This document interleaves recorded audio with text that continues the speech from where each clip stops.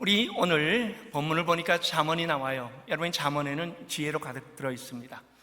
하나님께서 이 잠언의 지혜를 영원한 것 그리고 일시적인 것, 이걸로 이제 두 개를 비교를 합니다. 사실은 비교가 되지 않지요. 우리가 어떻게 영원한 것과 일시적인 것을 비교를 합니까?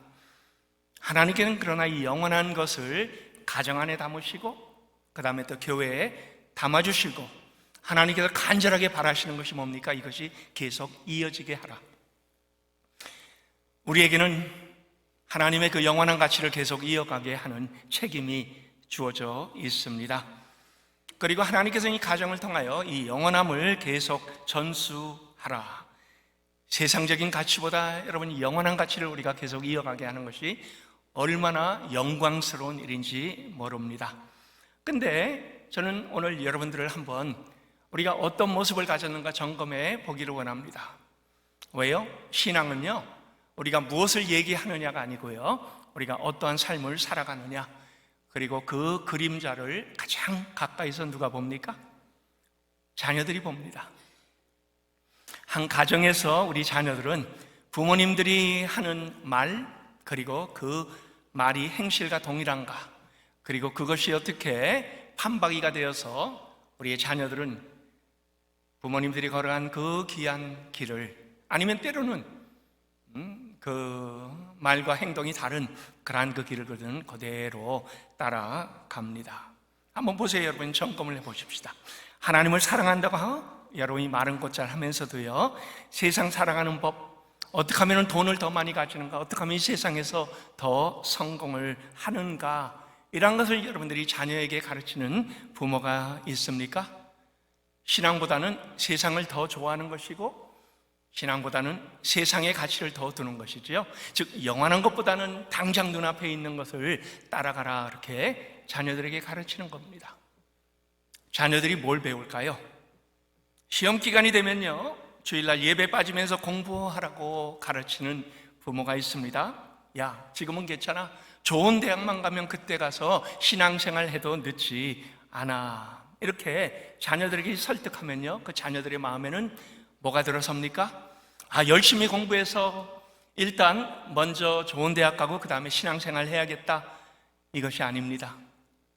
그들의 마음속에는요, 공부가 우선이구나, 세상에서 이 성공하는 것이 더 중요하구나, 하나님은 잠시 뒤로 밀어놔도, 그리고 하나님은 내 삶에는 전혀 그렇게 중요하지 않구나 하는 그러한 그 가치가 그들의 삶에 들어서게 됩니다. 여러분, 특별하게 아이들 성적 올라가면 좋아하지만요, 아이들의 영적 상태에 대하여는 아무도, 아니면 아무런 관심이 없는 부모가 없지 않아 있습니다. 근데 이 부모들은요, 성적 때문에 아마 잠시 웃겠지만요, 나중에 아이들이 무너진 그 인생을 보면서 평생 후회하게 되고 평생 울게 될 것입니다. 여러분, 세상에 보이는 것 잡으라고 부추깁니까? 아니면 여러분이 돈만 아는 그러한 그 모습을 자녀들에게 보여주고 있습니까? 자녀들은 여러분이 그 보인 그 모습 그대로 따라갑니다.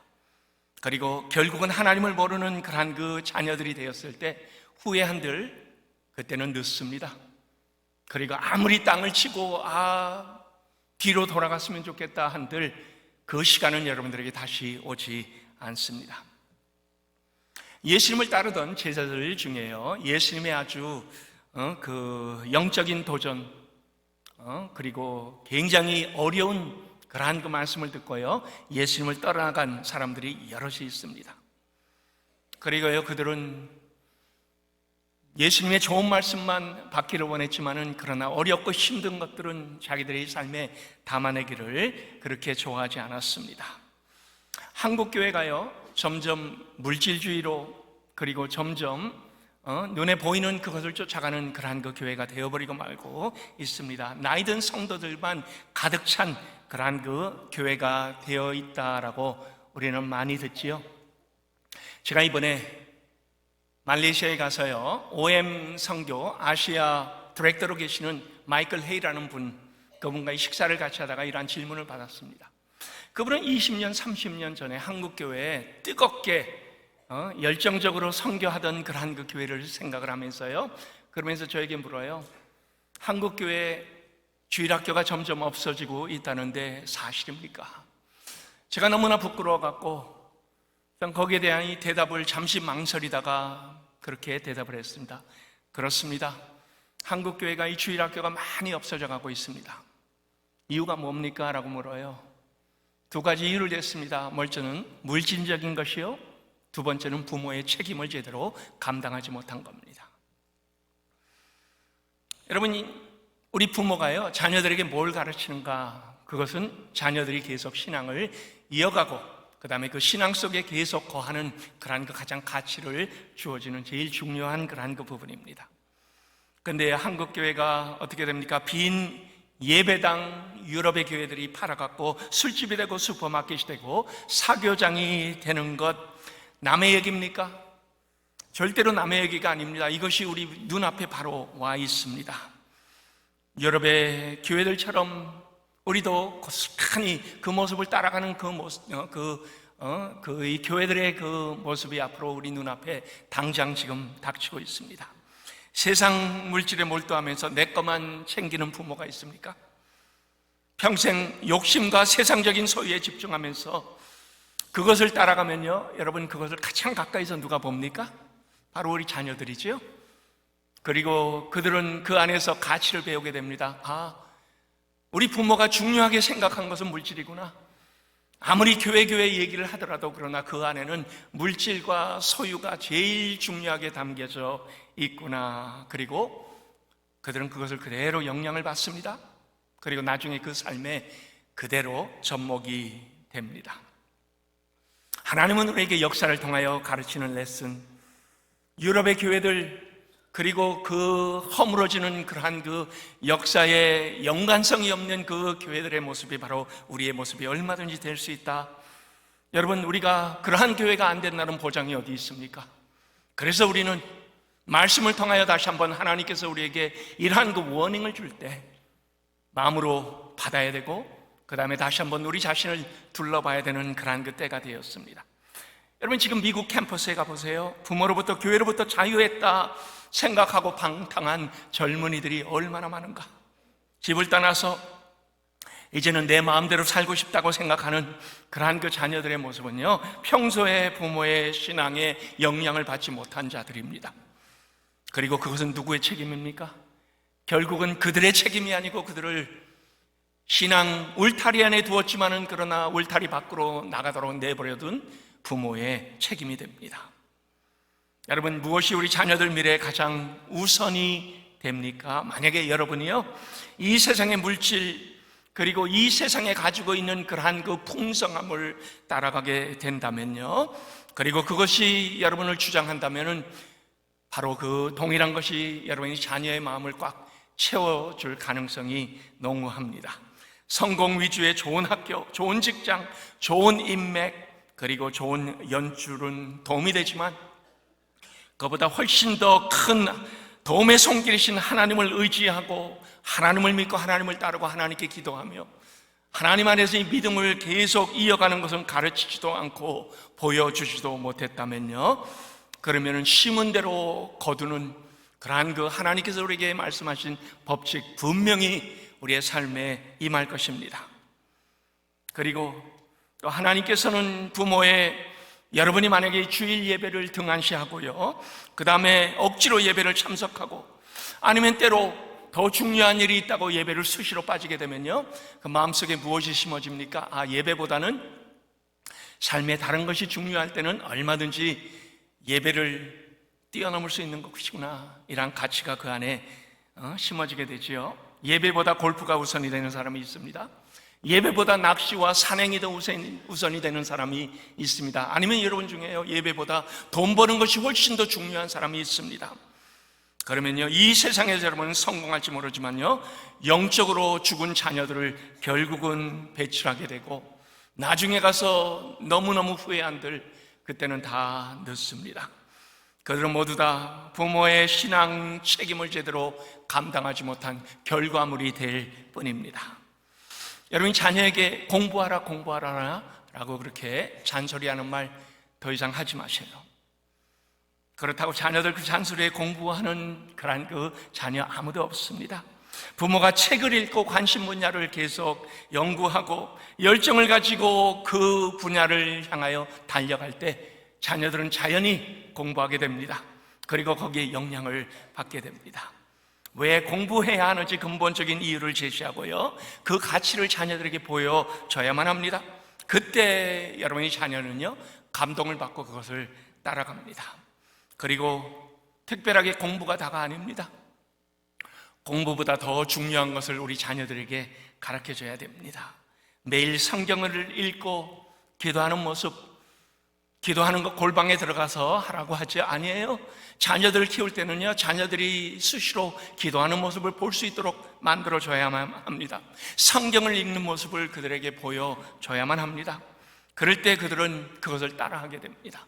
식사 때 한마디씩 영원한 하나님의 말씀의 지혜를 나누고요, 그 다음에 시간이 없더라도 주일에 한 번 정도는 가족 예배를 같이 드리는 그러한 그 시간을 우리가 가질 때 우리 자녀는 그것을 통하여 마음속에 아름다운 하나님의 지혜에 대한 갈망이 생겨나게 됩니다. 혹시 여러분 중에요, 벌 준다고 너 성경 읽어, 너 성경 써, 그렇게 여러분 상벌을 성경으로 신앙에 아주 좋은 것으로 대신하는 분이 있습니까? 그러면요, 나중에 여러분의 자녀는요, 성경을 읽고 쓰는 것을 회피를 하게 됩니다. 찬양, 기도, 말씀, 이 모든 것은요, 기쁨으로 이루어져야 되는 것이 우리의 어떤 벌로, 아니면 삶에서 그들이 감당해야 되는 그러한 그 아주 어려운 그러한 그 부담으로 작용하는 것은 아닙니다. 그래서 저는 오늘 본문에서요, 우리에게 하나님께서 주시는 두 가지 교훈을 함께 받기를 원합니다. 첫 번째, 신앙의 훈육은 하나님께서 우리에게 주신 약속입니다. 오늘 우리 말씀을 다시 한번 제가 읽겠습니다. 잠언 22장 6절입니다. 마땅히 행할 길을 아이에게 가르치라. 그리하면 늙어도 그것을 떠나지 아니하리라. 여러분, 여기에서 보세요. 우리 아이들이 즉시 아니면은 바로 변화될 수 있다, 그렇게 생각하세요? 그런 일 없습니다. 우리 자녀들은요, 말씀을 가르치면 즉각 받아갖고 그걸로 인하여 변화되는 일이 없습니다. 근데요, 마음속에 근본적으로 심겨지는 이 교훈의 말씀은요, 평생 해야 되는 작업입니다. 우리가 이 과일나무를 한번 심고요, 그 다음에 이 결실을 기다리는 사람 아마 여기 아무도 없을 겁니다. 적어도요, 과일나무를 심고 나면 5년에서 7년 정도를 기다려야 그 다음부터 그 나무에 열매가 맺히기 시작합니다. 마찬가지입니다. 자녀들의 삶에도요, 심겨진 말씀의 씨앗은요, 하나의 과정을 통하여 천천히 형성이 됩니다. 그리고 하나님의 때에 하나님께서 원하시는 바로 그 시간에 그 다음에 열매를 맺게 됩니다. 그래서 우리는 매일 아이들의 심령의 복음을, 씨앗을 심어야 되는 이 귀한 삶의 교훈을 오늘 말씀을 통하여 받게 되는 겁니다. 그런데요, 우리가 삶에서 분명히 교훈을 보여 우리 자녀들에게 신앙이 무엇이라 하는 것을 보여주는 것은 중요합니다. 그러나 오늘 이 말씀 속에는요, 사실은 하나님의 약속이 들어있습니다. 좋은 말씀을 부모로부터 듣고 배우면요, 그렇게 자라나고 그 다음에 부모가 된 후에도 그들이 그 자녀들에게 동일한 그러한 그 모습을 계속 이어간다라고 합니다. 사실은 제가 그랬고요, 제 주변에 있는 목사 친구들에게 물어보면요, 같은 간증을 하고 있습니다. 믿음의 통로, 말씀의 통로, 그리고요, 그것을 그들이 부모로부터 이어받고 그것을 따라갈 때 그 자녀들도 그것을 보면서 그대로 따라간다라고 합니다. 틀을 만들다라는 얘기가 있죠. 여러분이 틀을 만들면요, 틀이 무슨 작용을 합니까? 시멘트를요, 그 틀에 부으면요, 그러면은 그 틀이 있는 그대로 집도 지어지고 벽도 만들어지고 그 다음에 우리가 원하는 것을 만들어내게 됩니다. 하나님은 부모들에게 이 틀을 만들라라고 요구를 하고 있는 겁니다. 신앙의 틀을 만들라. 신앙의 틀을 계속 전수하라. 신앙의 틀을 통하여 내 자녀를 키워내라. 그들을 훈육하라. 그리고 그 뒤에는 하나님께서 이 틀을 사용하셔서 하나님의 놀라운 일을 감당케 하실 것이다 라고 그렇게 우리에게 가르쳐주고 있습니다. 여기 이스라엘 백성들, 예전에 여러분 그의 삶을 우리가 보면요, 하나님께서 그들에게 뭘 명령했습니까? 하나님의 위대한 역사를 이루어 주셨을 때 기념비를 세우라. 이유가 뭡니까? 무슨 목적입니까? 그들에게요, 그것을 보면서 나중에 묻거든, 근데 물을 때만이 아닙니다. 그들에게 수시로 보여주면서 가르쳐주는 겁니다. 기억하게 하는 겁니다. 그리고 가르침의 장을 열고 반복적으로 그걸 통하여 그들에게 계속 그 신앙이 그 삶 속에 담길 수 있도록 만들어주는 겁니다. 자, 근데요, 여기서 우리가 놓치지 말아야 될 아주 중요한 부분이 하나 있습니다. 여러분, 이 신앙 전수는 누구의 열심입니까? 당연히 부모가 해야 될 책임이지만요, 그러나 성경에서 우리에게 얘기하는 것은 바로 이것은 하나님의 열심이라고 알려주고 있습니다. 하나님의 언약의 은혜입니다. 하나님께서 이 모든 것을 끌고 가시는 것이라. 그리고 하나님께서 진행하시는 일에 우리를, 부모를 하나님은 잠시 사용하시는 겁니다. 다시 말씀을 보세요. 개역개정에 이렇게 되어 있습니다. 마땅히 행할 길을 아이에게 가르치라. 그리하면 늙어도 그것을 떠나지 아니하리라. 하나님께서 구약에 약속을 주시는 전개 방법이 이 안에 그대로 들어 있습니다. 너희가 이렇게 하면 내가 저렇게 하리라. 너희가 이러한 책임을 감당하면 나는 너희에게 이러한 복을 주리라. 하나님께서 우리에게 주신 그러한 그 모든 약속의 그 방식, 방정식이 바로 이 안에 들어있다라는 그런 것입니다. 너희가 한번 그렇게 해봐라. 내가 그것을 꼭 이루어 주겠다라는 약속이 담겨있는 언약적인 보증입니다. 우리가 자녀를 어떻게 원하는 대로 만듭니까? 여러분, 자녀 이런 마음대로 됩니까? 옛날 삼성의 이건희 회장이 그런 얘기를 했습니다. 골프하고 자식은 마음대로 안 돼. 골프 치신 분들 아마 고개를 끄덕이지만 자녀 키워내신 분들은 더 고개를 끄덕이실 겁니다. 마음대로 안 돼요. 여러분, 이 자녀 아무리 우리가 원하는 대로 이렇게 해라 저렇게 해라, 대학에 가서 이거 공부해라 한다고 여러분이 마음대로 됩니까? 누구와 결혼해라 라고 자녀에게 아무리 부탁해도 그게 마음대로 됩니까? 우리가 자녀들 어떻게 원하는 대로 만들어냅니까? 미래를 부모가 원하는 대로 그들이 선택하고 부모가 원하는 그 길을 그들이 그대로 걸어줍니까? 아니에요. 그렇게 안 됩니다. 그리고 우리가 그것을 바라도 안 됩니다. 왜요? 자녀는 내 것이 아니라 하나님께서 우리에게 잠시 맡기신 하나님의 소유입니다. 그리고 우리는 맡은 청직이기 때문에요, 하나님께서 그들을 하나님의 방식으로 하나님께서 원하신 대로 키워낼 때, 그리고 우리는 그것을 하나님의 쓰임받는 그러한 그 청지기가 될 때 가장 아름다운 작품이 나오게 되는 겁니다. 우리가 뭘 해야 됩니까? 그러면 우리는 책임을 다해야 됩니다. 자녀를 키워내는 그 책임을 다 해야 된다는 거죠. 아마 여러분들 박성건 목사님, 예전에 우리 영생교회 부목사로 있다가 이제 LA로 가신 분 기억하시죠? 박 목사님에게는 5명의 자녀가 있습니다. 전부 다 아름답게 자랐고요, 그 다음에 전부 부모 순종하는 아주 귀한 모습을 갖추고 있습니다. 그런데 그들은요, 어릴 때부터 부모의 기도를 받고 자라는 것을 그들의 몸으로 체험하고 그것을 간절히 기다립니다. 아침에 목사님과 이 사모님 새벽 기도 왔다가 때로 시간이 늦어져요. 그럼 집에 가갖고 그들을 학교 준비시키고 이제 떠나보내야 되는데, 때로 밖에 스쿨버스가 와갖고 올 시간이 다 됐습니다. 그래도요, 그들은 집을 나서지 않고 꼭 기다립니다. 왜요? 부모의 기도를 받고 떠나야 되기 때문에. 부모의 기도가 그렇게 중요하기 때문에요.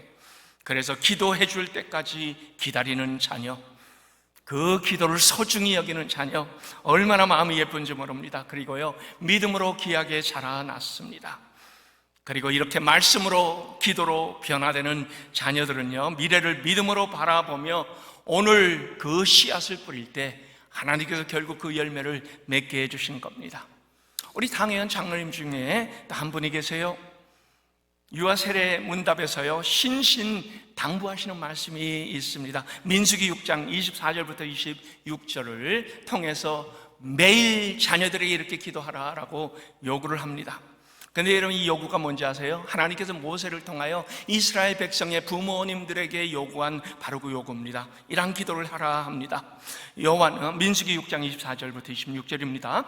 여호와는 내게 복을 주시고 너를 지키시기를 원하며, 여호와는 그의 얼굴을 내게 비추사 은혜 베푸시기를 원하며 여호와는 그 얼굴을 내게로 향하여 두사 평강 주시기를 원하노라. 그리고 이스라엘 백성들이 자녀들에게 이렇게 기도를 해주니까요, 30배, 60배, 100배의 결실을 맺었다라고 합니다. 27절에 이런 약속이 있어요. 그들이 이같이 내 이름으로 이스라엘 자손에게 축복할지니 내가 그들에게 복을 주리라.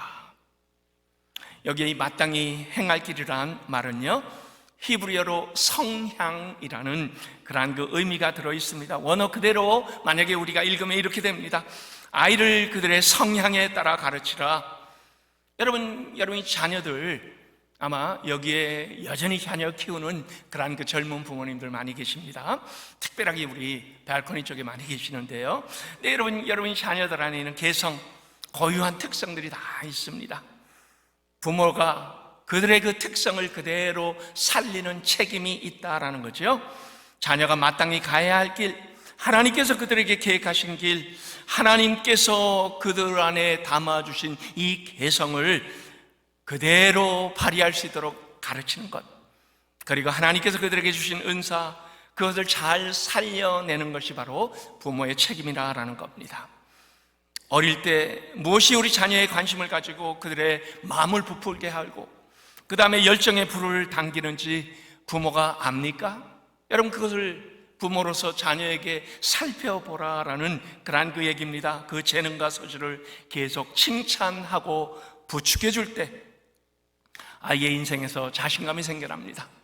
그리고요, 그 다음에 도전과 기회를 선용하게 될 것이기 때문에 하나님께서 여러분들이 자녀 하나하나에게 주신 그 목적을 여러분이 찾아내야 되는 그런 아주 중요한 책임이 있다라는 거죠. 그리고 그 목적을 질주할 수 있도록 만들어줘야 됩니다. 자, 근데요, 한국 부모님들이 제일 인색한 게 뭡니까? 칭찬입니다. 사랑 표현입니다. 칭찬은 고래도 춤추게 한다라는 말이 있지요. 여러분, 우리 자녀들은요, 부모님의 칭찬 한마디에 그들을 바꿔냅니다. 너는 특별한 아이야. 너가 만든 그거 너무나 일품이다. 너는 그거 얼마나 그렇게 잘하는지 몰라. 여러분, 이렇게 한마디씩 칭찬해 주면요, 그러면 그들은 마음이 부풀어 오릅니다. 사실은 우리 부모들은요, 자녀들의 그 하는 일에 너스레를 떨어야 됩니다. 그리고 그 다음에 힘차게 포옹을 해주고 등을 두들겨주는 일을 잊지 말아야 됩니다. 특별하게 아마 이 한국 부모님들 가장 인색한 것 사랑해. 근데 우리 자녀들에게 이 사랑해라는 말을 자주 해주세요. 아마 이 아이들의 인생에서 혁명이 일어날 겁니다. 사랑의 언어예요. 이 사랑의 언어는 그들의 인생을 바꿔버립니다. 그리고 우리가 그 책임을 다할 때 궁극적으로 하나님께서 뭐라고 합니까? 이 언약의 보증인 이 모든 것을 이루시는 분은 하나님이시다. 우리는 자녀를 맡은 청지기로서 우리 자녀들이 가장 귀하게 하나님 안에서 그들의 인생에 가장 특별하게 쓰임받을 수 있도록 그들을 길라잡이로 계속 세워주는 일을 하나님께서 우리에게 맡기셨습니다. 그리고 그것을 이루시는 분이 하나님이시라고 합니다. 이 귀한 약속을 받는 우리 영생의 모든 가족 될 수 있기를 예수 그리스도의 이름으로 축원합니다. 두 번째로, 인생 내내 지속되는 신앙의 틀이지요. 여기에 다시 읽습니다. 마땅히 행할 길을 아이에게 가르치라. 여러분, 이것이 뭡니까? 틀을 만들어서 신앙을 보여주고 계속 그 안에서 그것이 이어지도록 하라라는 그러한 그 얘기입니다. 그러면 어떻게 됩니까? 늙어도 그것을 떠나지 아니하리라. 한번 틀이 잡히면요, 그러면 거기에서 변형이 이루어지지 않는다라는 그러한 그 약속입니다. 신앙은 부모로부터 자녀에게 전수되는 겁니다. 하나님께서 그렇게 가정을 세우셨습니다. 부모에게 하나님께서 그 책임을 주셨습니다. 하나님은 그런 책임 누구에게 주셨어요? 부모에게 주셨어요. 할머니, 할아버지에게 주신 것 아닙니다. 교회는 당연히 그것을 위하여 우리가 서포트 역할은 할 수 있지만요, 그러나 그 가장 귀한 1차적인 책임은 부모에게 있다라는 그러한 그 얘기입니다. 나중에 하나님은 우리에게 거기에 대하여 평가도 하실 겁니다. 너가 그것을 잘 했느냐 못했느냐 하는 그러한 그 평가를 하나님 분명하게 하실 겁니다. 예전에 장기 결석자 제가 이 신방을 갔습니다. 그랬더니 아버지가 저에게 그래요. 저는 하나님을 절대로 못 믿겠습니다. 믿어지지가 않습니다. 그거야 제가 이해를 합니다. 근데 그 다음에 제 마음을 아프게 하는 얘기를 했습니다. 그래서 제가 제 자녀를 불러갖고 내가 하나님 믿지 못하겠으니까 너희들도 너희 마음대로 알아서 결정해, 이렇게 얘기를 했답니다. 얼마나 무책임한 아빠입니까?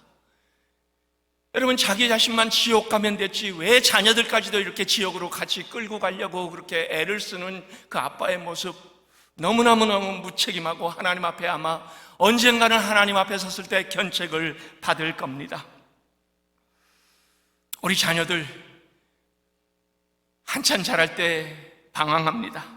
근데 방황하는 자녀에게 자신 있게 하나님 말씀 우리 같이 한번 읽어보지 않으련, 우리 같이 기도해보지 않으련, 같이 교회 예배에 가서 옆에 앉아갖고 그들에게 이러한 격려를 하지는 못할 만정 자녀들에게 너가 알아서 너 신앙은 네가 결정해. 여러분이 얼마나 내 삶이 쓰레기 같으면 그 자신이 없어 자녀들에게 그런 말을 하고 있습니까? 참으로 불쌍하고 안타까운 현실입니다. 자식에게 떳떳하지 못한 부모가 있다면요, 그러면 아마 신앙적으로도 이 자식들에게 제대로 가르치지를 못할 겁니다. 그리고 또 솔직하지 않고 회개하지 않으면요, 하나님의 은혜와 회복은 절대로 임하지 않을 겁니다. 회피를 하고 계속 도망가고 나중에 그 피해는 자녀들에게 고스란히 전달이 됩니다. 그래서 하나님은 뭐라고 합니까? 우리에게 그 책임을 감당하고 만약에 죄를 지으면 바로 하나님 앞에 와서 회개하는 모습, 그리고 자녀들에게도 그러한 그 자기의 솔직함을 보여주라라고 합니다. 왜요? 우리 자녀는요, 그 부모의 모습을 그대로 따라하기 때문입니다. 가정은 하나님께서 직접 세워주신 믿음의 공동체입니다. 교회보다 하나님은 가정을 더 먼저 세웠습니다. 그리고 하나님은 가정에서 이 믿음을 실천하라고 부모에게 그 책임을 요구하고 있습니다. 가정과 교회는 하나님의 마음속에 특별하게 존재합니다. 그래서 우리는 가정을 보며 교회 같은 모습이 그 가정 안에 세워져야 되고요, 교회를 보면서 가정의 포근함이 교회 안에도 같이 모여서 나타나야만 합니다. 근데 여러분이 어린 때는요, 교회 생활을 열심히 했는데 성인이 되고 나서 교회를 떠나버린 사람들이 너무나 많습니다. 아마 오늘 이민사회도 우리가 이것을 많이 보게 됩니다. 미국 사회도 동일하게 보게 됩니다. 그 이유를 물으면요, 수십 가지가 나오지만요, 그러나 가장 근본적인 이유를 찾아보면 부모 책임입니다. 어린 자녀들 부모 따라다니던 교회지만요, 머리가 크고 나면요, 자기 판단을 하게 되죠. 그리고 교회를 떠납니다. 그래서 우리는 먼저 믿은 그 부모가 어떠한 신앙의 본을 보였는가를 확인해야만 됩니다. 하나님은 그 책임을 묻겠다고 했습니다. 물론 정죄하기 위해서는 아닙니다.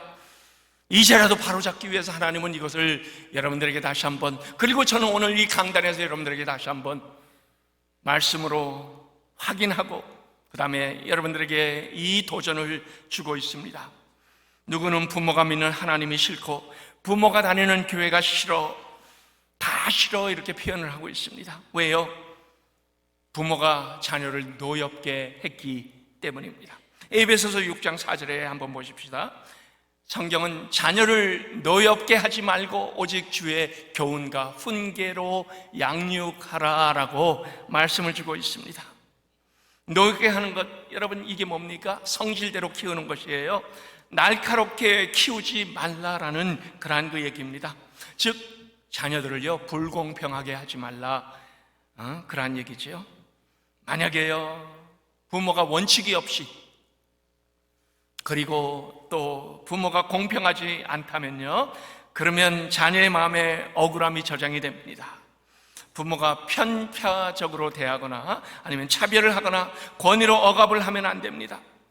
우리 자녀들도요, 하나님 앞에 엄연한 하나의 인격입니다. 여러분, 우리 자녀들이 언제 상처를 받을 것 같아요? 자녀가 언제 상처를 받아요? 무섭게 훈육을 할 때입니까? 아니에요. 만약에 잘못한 것이 있을 때 부모가 벌을 주게 되면요, 그들은 달게 받습니다. 감사하게 생각합니다. 근데요, 만약에 불공평하게 부모가 이중적일 때, 비인격적일 때, 그리고 또 공평 원칙이 전혀 없이 자녀를 대할 때 자녀는 속으로 부모에 대해서 뭐라고 합니까? hypocrite, 위선자라 그렇게 얘기합니다. 말하고 행실이 다르거든요. 아니면 원칙이 없거든요. 이럴 땐 이렇게 하고 저럴 땐 저렇게 하고 부모 마음대로 행하면요, 그러면 자녀들은 그것을 비웃습니다. 근데 어떻게 됩니까? 참 안타까운 건요, 그렇게 비웃던 자녀들이 나중에 가면 그대로 따라하게 됩니다. 그래서 노엽게 하지 않는다는 의미가 뭡니까? 분명한 기준을 가져라 라는 얘기입니다.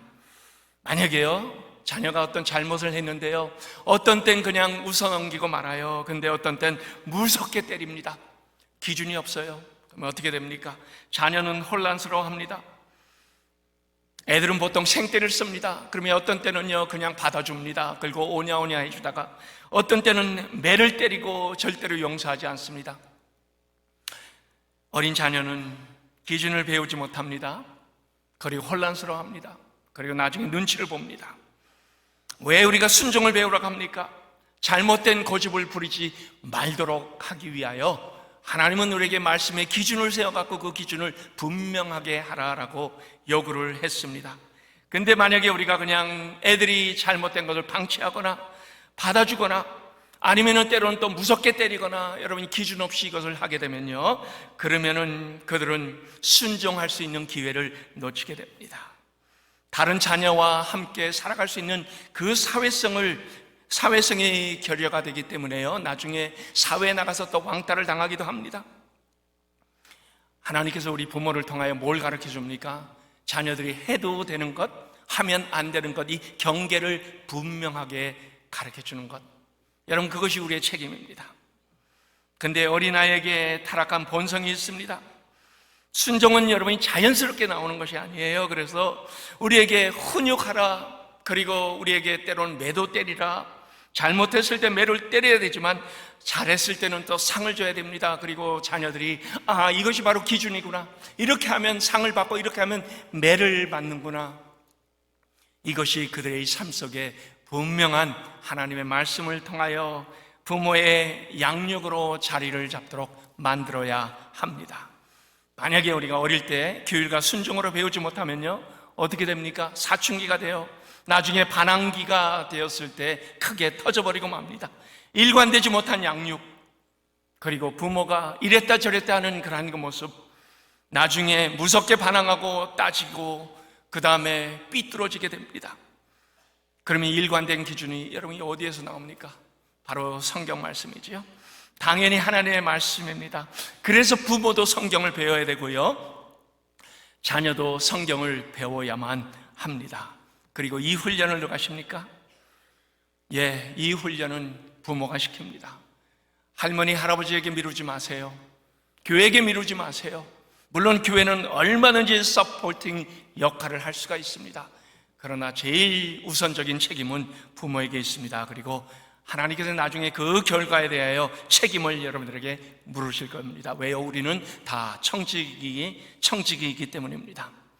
결론을 내겠습니다. 성경 말씀 여러분 혼자만 읽지 마세요.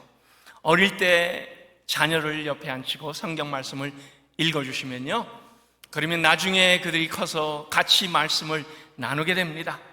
그리고 그 다음에 여러분이 귀가 어둡고 눈이 어두울 때 여러분이 자녀가 여러분들에게 성경 말씀을 읽어주게 될 때가 있을 겁니다. 성경 아무리 읽으라고 여러분이 자녀들에게 얘기해도요, 만약에 여러분이 읽지 않으면 여러분의 자녀는 성경을 읽지 않습니다. 자녀를 위하여 혼자만 기도하지 마세요. 같이 기도하세요. 기도하는 가정은 절대로 무너지지 않습니다. 그리고 언젠가는 여러분을 위하여 기도하는 그러한 그 자녀들이 만들어지게 될 겁니다. 7년 전에 제가 이 말레이시아에서 영생교회 부임하기 위하여 떠나기 전에요, 저희 자녀들은 미국에도 살고 인도네시아에도 살고 한국에도 살았습니다. 근데 저희 큰딸 주도로 전부 다 말레이시아로 찾아왔습니다. 그리고 저하고 제 아내를 앉혀놓고요, 자기들이 이제는 부모를 위해서 기도한대요. 예전에는 저희가 부모님들의 기도를 받았지만 이제는 미국으로 들어가는 부모님들을 위하여 우리가 기도하겠다고 우리를 앉혀놓고 눈물로 돌아가면서 기도를 하는 겁니다. 얼마나 마음이 뜨거워졌는지 몰라요. 그리고 얼마나 귀한 감동이 그 안에 있었는지 모릅니다. 그런데요, 지금 연락을 주고받고 있습니다. 저희 자녀들이 그럽니다. 12월이 되면은 LA로 오랍니다. 내년이면 저희가 말레이시아로 다시 들어가기 때문에 이제는 자기들이 셋이 아니고 이제는 6이서 사위와 며느리까지 합쳐서 6명이 저희를 위해서 기도해 주겠다고 합니다. 여러분, 이것은 심은 대로 거두는 겁니다. 신앙은 틀림없습니다. 심은 대로 거둡니다. 여러분이 자녀를 위해서 기도하면 나중에 자녀들이 여러분을 위해서 기도합니다. 아빠와 엄마를 위하여 지금도 전화를 통하여 기도하고 있다고 얘기를 해요. 하나님의 약속은 틀림이 없습니다. 다시 한번 말씀을 읽습니다. 마땅히 행할 길을 아이에게 가르치라. 그리하면 늙어서도 그것을 떠나지 아니하리라.